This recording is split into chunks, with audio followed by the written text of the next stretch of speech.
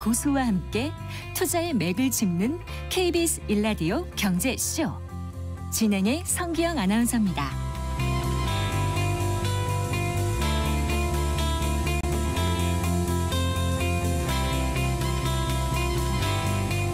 네, 4시 18분입니다. 중국 증시가 국경절 연휴 전 연이어서 발표된 부양책 덕분에 랠리를 펼쳤었는데 중국 경제계획 총괄부처인가요? 이 국가발전개혁위원회가 구체적인 추가 부양책을 내놓지 않자 시장 분위기가 부정적으로 변했습니다. 내수 소비를 개선하는 구체적인 부양책이 나와야 한다, 이런 지적이 나오고 있던데요. 지금까지 나온 경기 부양책에 대한 회의론도 좀 살펴보고요. 앞으로 중국이 어떻게 경제 정책을 가져가야 할지에 대해서도 얘기 나눠보겠습니다. 박승찬 용인대학교 중국학과 교수 스튜디오에 모셨습니다. 반갑습니다. 반갑습니다. 교수님 좀 오랜만에 뵌 것 같아요. 네, 오랜만입니다. 네. 최근에 이제 중국이 대규모 경기 부양책을 내놔서 이제 세간의 이목이 집중됐었는데 네. 일단 지난 8일이죠. 엊그제예요. 네. 중국 거시경제주무부처가 뭐죠? 국가발전개혁위원회라면서요. 네. 네. 거기서 이제 발표를 했잖아요. 경제 회복 패키지 네. 정책. 네. 근데 그게 이제 시장의 기대에 많이 못 미쳤나 봐요. 뭐 또 잠시 후에 또 많은 이야기를 하겠지만 네. 시장의 기대는 네. 야, 좀 크게 쏠 거야. 그러니까 이제 최소한 이게 왜냐하면 모건 스탠리 같은 경우는 한 2조 위안 쏜다. 네. 이 정도 될 거예요. 2조 위안이면 꽤 크죠. 3조 위안 이렇게 이제 했는데 애개개가 된 거죠. 이제 요번에 보면 핵심은 결국 한 뭐 1,000억 위안 조기 집행. 네. 지금 내년 거 땡겨서 한다는 추경이죠. 하고 또 나머지 1,000억 위안. 네. 합쳐서 합쳐서 38조인데 그래서 네. 이제 나머지 1,000억 위안은 이제 국가 중대산업, 특히 이제 이런 AI라든지 이런 안보 관련된 인프라 투자하겠다라는 건데 네. 이게 이제 말씀하셨다시피 국가발전개혁위원회가 우리의 기재부 같은 역할을 하는, 그러니까 매크로 경제를 책임지고 있는 보신. 그러니까 네. 이제 또 누가 주임, 그러니까 장관이 나오고 또 뒤에 주임이 장관이에요. 네, 주임이 장관입니다. 주임하면 우리 회사로 생각하면 굉장히 장관입니다. 장관입니다. 네. 그리고 4명의 부주임을 대동을 했어요. 네. 그러니까 부주임이 차관이잖아요. 그러네요. 그러니까 지금 공식적으로 한 5명이 부주임인데 차관인데 대동했다는 것은 그만큼 엄중하게 기재가 상황을 보고 있다는 했다라는 거죠. 네, 네. 그렇게 했는데 이번에 내용을 좀 보면 그래서 이제 인프라 투자 부분에서 이제 중국이 아직까지 못한 부분들, 지금까지 14차 5개년 계획 한 2025년도까지 그 원래 한 5,100개 정도의 인프라 구체적인 항목이 있었는데 아직까지 이제 진행 안 한 409개 항목에 네. 지금 돈을 이제 여기에 집중 투자를 하겠다. 그러니까 투자를 통해서 또 경기 부양을 하겠다라는 네, 부분들이죠. 네. 1,000억 위안. 그리고 이제 앞으로 향후 4조 위안, 그러니까 우리 또 한 760조 원 정도를 투입해서 그러니까 도심의 노후 파이프라인을 또 교체하는 이런 식으로 네. 하겠다라고 이제 2차 어떻게 보면 경기 부양책이 나왔죠. 네. 지금 1위안이 190 네, 190원 원 정도 되니까 네. 지금 아까 4조 위안 하니까 7조 아니죠. 760조. 760조. 네, 네. 그 정도 되는 거죠. 네. 근데 그 정도가 시장의 기대에 못 미치는 거예요, 교수님? 이게 이제 5년간이니까 5년간. 지금 5년간. 네. 그다음에 지금 이번에 거는 2,000억 위안이니까 한 합치면 38조 원 정도 되는 거죠. 네. 그러니까 이거밖에 안 나왔다라는 거죠. 그러니까 지금 이제 모건 스탠리가 2조 위안 정도, 그러니까 뭐 훨씬 더 많은 부분들 76조 정도. 그러니까 저희도 보통 예를 때 한 2조 정도 나오면, 위안 정도가 나오면 서프라이즈다라고 생각을 했었거든요. 그래서 시티그룹 같은 3조 위안까지 패키지 부양책 3조 위안이면은 더 되는 거죠. 아니 잠깐 1조 위안 아니요. 1,000억 위안이 19조. 9조잖아요. 네. 헷갈려서 그래. 2,000억 위안이면 38조. 네. 근데 지금 1조 위안이라고 1조, 2조 이렇게. 1조 위안. 네. 1조 위안은 더 되는 거죠. 네. 그죠? 1조 위안이면은 9조가 아니라 190조잖아요. 190조. 네. 그러니까 훨씬 더 많은 돈이. 그러니까 지금 위안화가 있으니까 헷갈리시는데 네. 지금 아까 이번에 8일 날 할 것은 이제 1,000억 위안, 2,000억 위안이니까 38조 정도 되는 거고 네. 1조 위안은 훨씬 아까 이제 최소한 그 이상은 나올 거라고 생각을 했다라고 네. 이제 보시는 거고, 그러니까 뭐 그래서 이번에는 5년 동안 뭐 이게 4조 위안을 푼다라는 것은 이제 그게 지금 당장 힘든데 무슨 의미가 있겠냐라고 생각을 했던 거고, 그래서 뭐 야 이거 한 방은 없었다, 뭐 소문난 장치에 먹을 거 없었네, 뭐 이런 말이 나오는 거죠. 네, 그러니까 근데 그게 국경절 직후에 나온 거고요. 이제 국경절이 1일부터 7일이잖아요. 그 전에 나왔던 게 이제 시장의 기대를 무척 키웠었잖아요. 그렇죠. 그리고 나서 이제 10월 8일엔 더 나올 거라고 생각했는데 맞습니다. 그게 이제 못 나와서 기대 충족을 못했기 때문에 여러 가지 영향을 미친 것 같은데, 일단 그 CSI 300 지수요. 이게 어떤 거죠, 교수님? 그러니까 중국 대형주, 우량주 300개 기업들을 모은 게 CSI 300 지수죠. 이게 한 25% 이상 상승한 거죠. 네. 그러면 그 지수를 보면 코로나19 초기 확산세가 심각했던 2020년 2월 이후에 가장 큰 폭으로 하락했다는데 맞습니까? 네, 그렇습니다. 근데 이거 발표되고 나서 또 성장을 했죠. 이거 조금 이번에 부양책과 주가를 보면 24일 날 3대 이 빅3 금융 이 수장들이 나와서 했죠. 이때가 핵심이었죠. 그리고 나서 25일 날 이제 중국 이제 3분기 통화위원회에서 이제 금리나 정책 금리나 이야기를 또 힘을 실어줬고, 핵심적으로 26일 날 시진핑 주석이 주재하는 중앙위원회에서 함으로써 이게 바짝 올랐죠. 그래서 상하이 지수도 지금 10거래일 연속, 뭐 선전 지수도 한 7거래일 연속 상승 쭉 갔죠. 그리고 국경절 연휴가 들어갔어요. 그리고 나 8일 날 이제 장을 열었어요. 야, 오늘 10시에 기자회견을 한다. 라고 하니까 야, 오를 거야. 라고 했는데 장중 10%까지 또 급등을 했어요. 그런데 못 미치니까 다시 하락세로 돌아갔던 거죠. 네. 그런데 이제 오늘은 조금 좀 상승했죠. 네네네네. 그래요. 근데 최근에 중국 정부가 정말 이례적이라고 할 만큼 이제 공격적인 부양책을 쏟아냈었는데 이걸 두고 이제 외국 그 투자은행들에서도 이번 부양책은 과거와 다르다 이런 평가 내놓지 않았었나요? 그렇죠. 이게 오늘 어떻게 보면 중요한 포인트인데요. 이번에 다르게 보는 이유는 야, 시진핑 주석의 스탠스가 변했다. 라는 거죠. 그러니까 그전에는 어떤 스탠스였냐면 경제 리스크를 관리해라라는 방점, 그러니까 적극적으로 안 나왔다라는 것들이죠. 근데 제가 아까 말씀 26일 날 그러니까 이제 중앙정치국 회의가 있었는데 그때 이제 말해서 봤을 중국 때 최고 지도부 모임이잖아요. 그렇죠. 중국 최고 모임. 거기서 이제 대응해야 되고 해결해야 된다라는 표현을 썼다라는 거죠. 그러니까 이제 적극적으로 붙어라라는 것들이죠. 그럼 이걸 저는 어떻게 해석을 하냐면 이렇게 봅니다.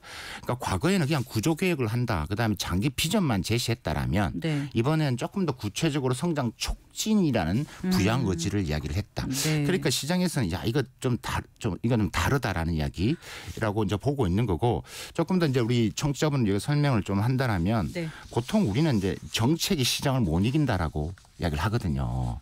결국 정책이, 근데 중국은 체제가 그렇다 보니까 정책이 시장을 이깁니다. 결국 시장을 만들어가는 게 정책이죠. 중국은 체제가 그렇게.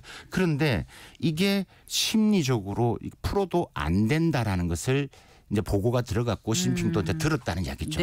야, 이게는 안 되겠다. 결국 그러면 어떻게 된다? 시장을 못 이기겠다라는, 그러니까 시장에 좀 양보를 해야 되겠다라는 이게 지금 스탠스가 시장이 원하는 쪽으로 우리가 맞춰줘야 된다. 풀어야 된다라는 이야기가 되는 거죠. 그래서 이게 이제 그런 부분에서 이게 좀 과거와는 다르고 단순히 돈만 푸는 게 아니라 제일 핵심인 시진핑이라는 사람이 전체를 움직이는 부분에 있어서의 스탠스가 변했고 그게 따라서 아마 줄줄이 뭐가 나올 거라는 것을 기대치를 하고 있는 것들이죠. 아까 말씀하신 중국 3대 금융당국인 인민은행, 국가금융감독관리총국, 증권감독관리위원회가 모여서 24일에 발표했는데 그것도 모자라서 이제 26일 날 정치국 회의에서 중앙정치국 회의가 보통은 4월, 7월, 12월에 이제 경제를 하는데 이번에 이제 경제가 주 메인 아젠다가 됐으니 그러니까 이건 좀 다르게 쳐다본 거고 그래서 아까 시장 기대치가 어떠냐면 이런 거죠. 우리가 2008년을 좀 더 돌아가 보면 그때 전 세계가 안 좋아할 때 중국이 4조 위안을 풀었습니다. 그죠? 4조 위안을 돈을 이제 뭐 엄청 그때 한 760조 정도 푸는 건데, 그래서 그러면 2024년도니까 중국 GDP의 10%에 정도 해당되는 4조 위안이니까 지금 중국 GDP 한 10% 정도는 대충 계산을 해봐도 10조 위안이 넘는다는 이야기죠. 그래서 지금 뭐 다른 뭐 외신 보도를 보면 뭐 어디 누구의 익명의 전문가를 통해서 중국이 10조 위안을 풀 거다. 10조, 12조까지 나옵니다. 12조면 우리 돈으로 2280조입니다. 예, 거기에 이제 대비해서 계산을 해보니까 그런 이제 추정이 나오는 거죠. 네.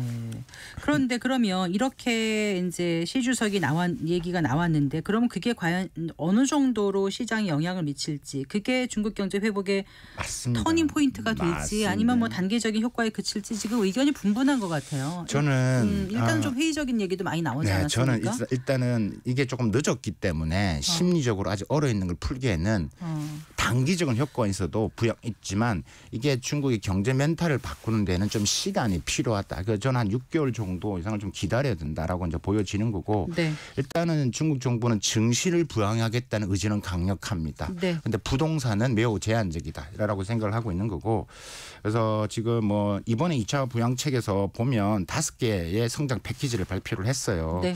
그게 보면 뭐 여러 가지가 있는데 뭐 수요를 확대하겠다, 뭐 기업의 어려움을 해소하겠다가 있는데 나머지 2개가 결국 딱 찍어서 이야기한 게 부동산 가격을 하락을 막고 네. 그 유지 회복을 시키는 데 집중하겠다 하나가 있고 자본시장 즉 주가를 회복시키겠다 이런 게 딱 있기 때문에 네. 그러니까 지금은 딱 그러니까 찍어서 나온 거기 때문에 이제 본격적으로 한번 해보겠다는 의지는 있다. 근데 하락을 막는다는 걸로는 중국인들의 그 심리를 되돌이키기는 아직 역부족일까요? 그렇죠. 네, 많이 네. 빠진 거죠 고점 대비. 그렇죠. 아직 네. 부동산은 한참 넘었고 지금 그러니까 뭐 이 고점 대비 많이 빠졌죠. 그래서 제가 항상 이 심리가 정책에 대한 불신, 불안감, 불확실성. 네. 그러니까 경제는 심리인데 네. 이 심리를 지금 이제 너무 늦게 시작했다는 부분들이 있다. 그런데 어쨌든 뭐 단기적 효과 있지만 이게 좀 가려면 조금 시간차가 필요하고 저는 내년까지 좀 기다려야 될 것 같다는 개인적인 생각입니다. 중국이 이렇게 늦게 그러면은 부양책을 내놨다고 보세요. 특히나 부동산 부분에 대해서는 굉장히 조심스러운 것 같은데요. 그렇죠. 부동산 부분에서는 계속 아까 말씀드렸다시피 어쨌든 이걸 이제 리스크 관리라는 방점에서 계속 이야기를 했고 좀 정책이 하나가 이제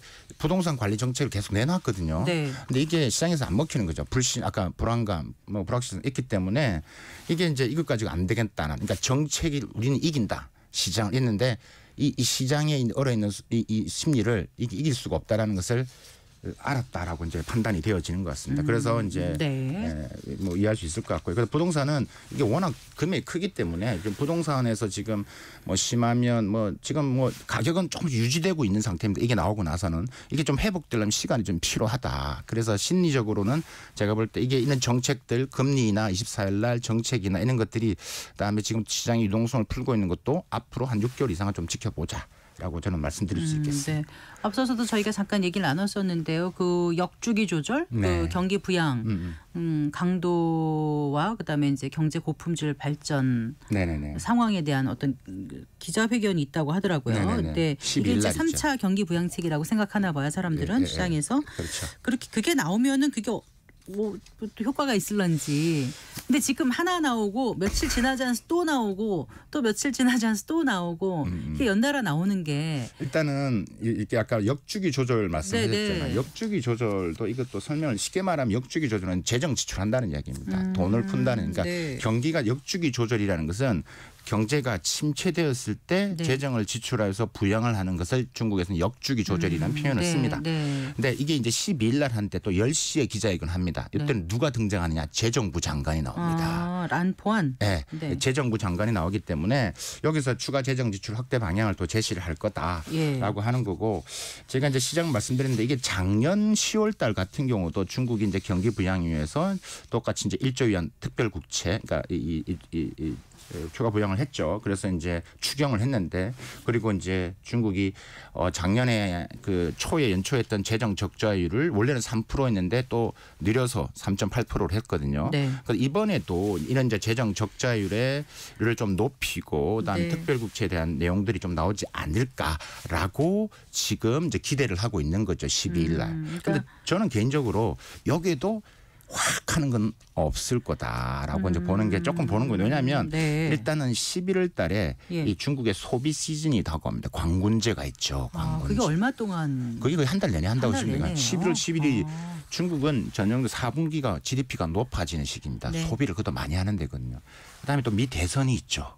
네. 그렇게 이런 것들 변수가 있기 때문에 12월은 중앙경제공작회의가 있고 그래서 조금은 더 지켜볼 거다라고 저는 이번에 12일 날 하는 것도 방향성은 이렇다. 제가 아까 말씀을 드렸지만 큰 우리가 기대하는 정도의 부분들에서는 조금은 좀 힘들지 않을까라고 개인적으로 전망하고 있습니다. 네.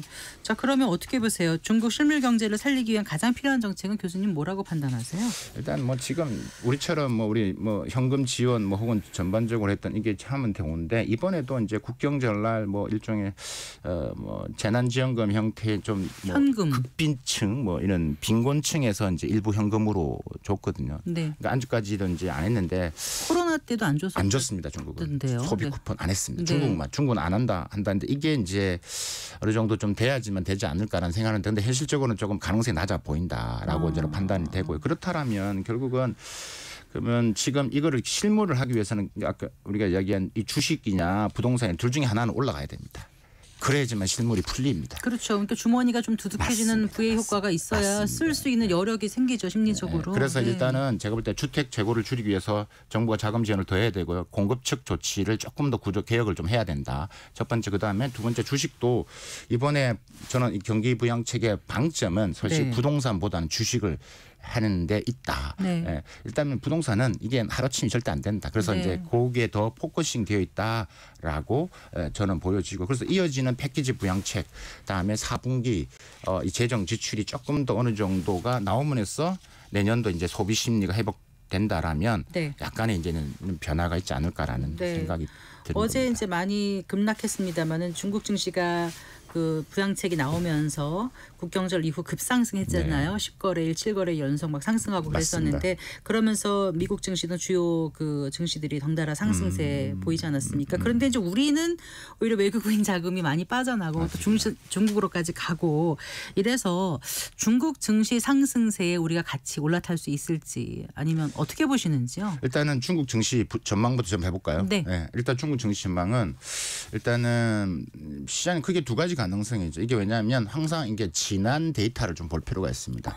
그러니까 2028년도 미국발 금융이 났을 때, 2014년도 이때 중국이 이제 돈을 풀면서 이게 급등을 했습니다. 이게 이렇게처럼 급등을 계속 할 것이냐? 첫 번째 가능성. 이 데이터가 있으니까 두 번째는 올해 5월달도 돈을 좀 풀면서 반짝 반등하다가 다시 하락했습니다.